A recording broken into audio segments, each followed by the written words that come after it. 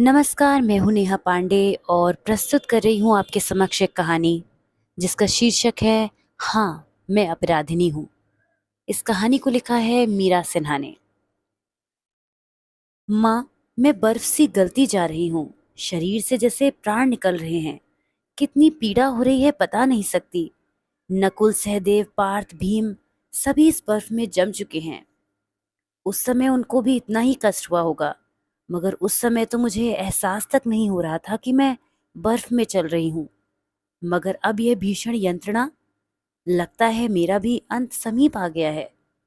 आर्यपुत्र, मेरी कुछ सहायता करो। देखो, मैंने जीवन भर कष्ट ही सहा है, अब मृत्यु के समय भी कष्ट। क्या अपराध किया है मैंने? माँ, आर्यपुत्र, कोई तो जवाब दो। आह, लगता है मैं चेतना शून्य हुई जा रही हूँ। लेकिन यह क्या? मुझे कुछ सुनाई दे रहा है। यह आवाज कहाँ से आ रही है? ऊपर आकाश से? क्या कहा? मैंने 5 पतियों के होते हुए पार्थ के साथ हृदय से पक्षपात किया है?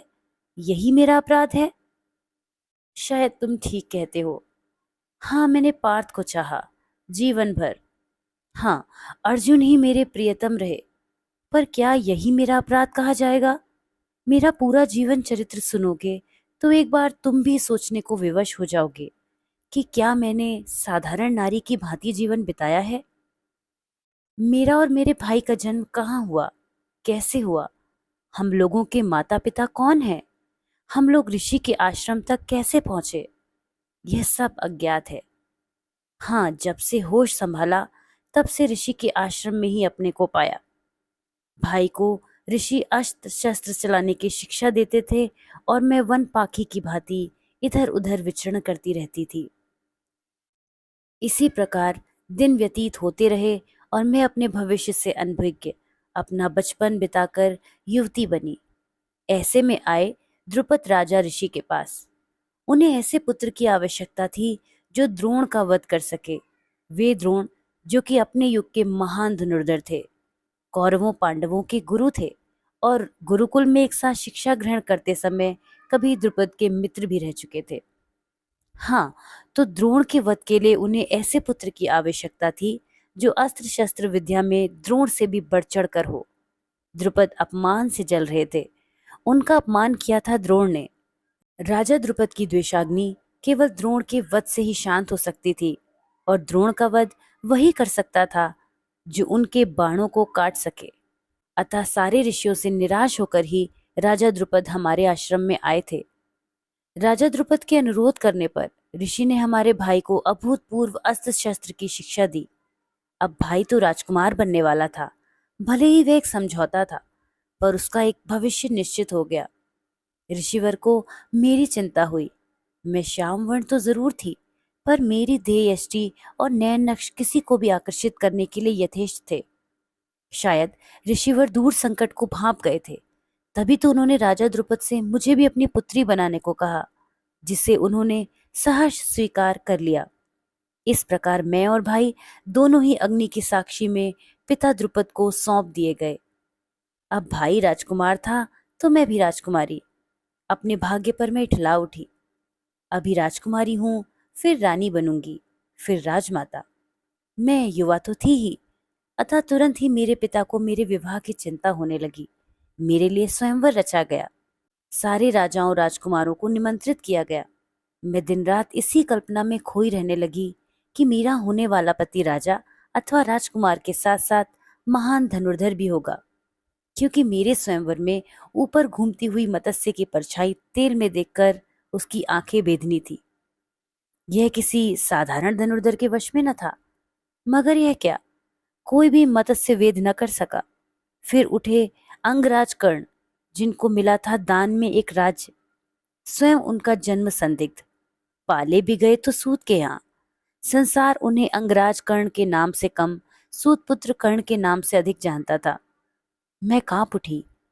यह क्या, गुमनामी के अंधेरे से तो निकल आई, पर अब कर्ण से विवाह हुआ तो मैं सूत की पुत्रवधू बन जाऊंगी। मैं यह अच्छी तरह जानती थी कि सूत पुत्र भले ही हो, पर महान धनुर्धर है और वह मत्स्य वेद कर लेगा। अपने हाथ इतनी मुश्किलों से आई भाग्यश्री को इतनी सहजता से मैं कदापि नहीं खोना चाहती थी। मेरा संकट कृष्ण ने भांप लिया और मुझे मना करने को कहा, और मैंने भरी सभा में एक सूत पुत्र को वरमाला डालने से इनकार कर दिया। फिर अर्जुन आए मत्स्य वेद करने, सुदर्शन ब्राह्मण के रूप में। मत्स्य वेद किया उन्होंने, और फिर जब उनका परिचय हुआ तो मेरा रोम रोम पुलकित हो उठा। अब मैं इतने बड़े राजघराने की पुत्रवधू और इतने सुदर्शन और महान धनुर्धर की पत्नी थी। न जाने कितनी कल्पनाएं संजोई मधुर मिलन की मैंने, पर भाग्य में कुछ और ही लिखा था। माँ की आज्ञा की आड़ ले बैठे धर्मराज युधिष्ठिर। यद्यपि माँ ने तो अनजाने में कि पुत्र क्या लाए हैं कहा था कि आपस में बांट लो, पर शायद मेरा सौंदर्य कहीं धर्मराज को भी विचलित कर गया था।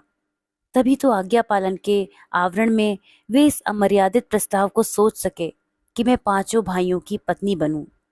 माँ बहुत दूरदर्शी थी, शायद बहुत दूर तक के भविष्य को उन्होंने देख लिया था। कौन देगा उनके पुत्रों को अपनी पुत्री? युधिष्ठिर क्या है, एक युवराज, उस राज्य के जहां उन्हें मारने के षड्यंत्र चल रहे हैं और उन्हें अपने प्राण बचाने के लिए इधर उधर भटकना पड़ रहा है। भीम महान योद्धा है, पर वह सुदर्शन नहीं। उनके ऊपर हिडिंबा राक्षसी ही मोहित हो सकती है, जो कि वर्जनाहीन समाज की सदस्य है। उसकी संस्कृति और आर्य संस्कृति में जमीन आसमान का अंतर है, और वह राजघराने की पुत्रवधू की भूमिका का निर्वाह कदापि न कर पाएगी। नकुल और सहदेव के बारे में भी क्या कहा जाए। ऐसे में किसी राजघराने से उनके पुत्रों के लिए संबंध आने से रहे। ऐसी स्थिति में जिस संकट के दौर से वे सब लोग गुजर रहे थे, उसमें कोई एक सूत्र ऐसा आवश्यक था जो पांचों भाइयों को एक में बांध कर रख सके। माँ ने तुरंत निर्णय लिया और अपने बड़े बेटे के प्रस्ताव का अनुमोदन कर दिया। मगर बलि की वेदी पर चढ़ी मैं, पांचों भाइयों के संग फेरे लगाकर पार्थ के साथ मधुर मिलन की सारी कल्पनाएं धरी की धरी रह गई। मैंने चुपचाप अपनी नियति स्वीकार कर ली। फिर बनी मैं इंद्रप्रस्थ की महारानी। एक बार फिर मैं अपने भाग्य पर इठला उठी। 5 पतियों से रक्षित राज्य तथा उनके हृदयों की एकमात्र सामग्री थी मैं, और शायद इसी ने मुझे गर्विता बना दिया। पर जब पात्र सुभद्रा को ब्याह कर लाए तो मर्मातक दुख हुआ मुझे। अब तक तो यह संतोष था कि मैं केवल पार्थ की न सही, मगर पार्थ केवल मेरे हैं। परंतु सत्कार का भी सुभद्रा ने हिस्सेदारी कर ली। फिर धर्मराज युधिष्ठिर नकुल सहदेव सभी ने तो एक एक विवाह और किया, मगर मैं किसी भी एक की न रहकर पांचों के साझे में ही रही। कर्ण ने भी मुझे भरी सभा में वैश्या कहा। हो सकता है यह कहकर उन्होंने स्वयंवर में मेरे द्वारा किए गए अपमान का प्रतिशोध ही लिया हो। मगर कर्ण क्या ऐसा कह सकते थे यदि मैं भी अन्य स्त्रियों की भांति एक पति वाली होती? कर्ण क्या जाने, मैंने तो साधारण नारियों से अधिक सतीत्व का पालन किया है। मैं 5 पतियों की पत्नी थी, इसलिए जीवन भर अपमानित हुई। यदि मैं केवल पार्थ की पत्नी होती तो मुझको जुए के दांव पर लगाने का साहस आर्यपुत्र युधिष्ठिर को कैसे होता? दुर्योधन के संकेत पर दुशासन द्वारा मेरे चीरहरण की निर्लज्ज धृष्टता पर मैं कातर नेत्रों से अपने पांचों पतियों को देखती रही, और मेरे पांचों पति महान योद्धा होते हुए भी सिर झुकाकर उस अपमान को सहते रहे। यदि कृष्ण ने समय पर आकर मेरी लाज न बचाई होती तो क्या होता, यह सोचकर मैं आज भी सिहर उठती हूँ।